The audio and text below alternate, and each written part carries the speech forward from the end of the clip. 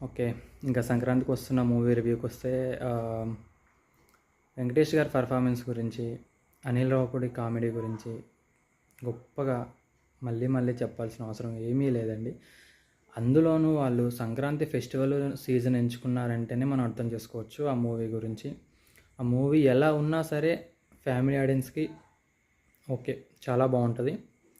But review late అయింది కదా. నేను కూడా సంక్రాంతి ఫెస్టివల్కి బాగా ఎంజాయ్ చేసి వచ్చేసరికి రివ్యూ లేట్ అయింది. మీరు ఆల్రెడీ మూవీ చూసుంటారని అనుకున్నాను.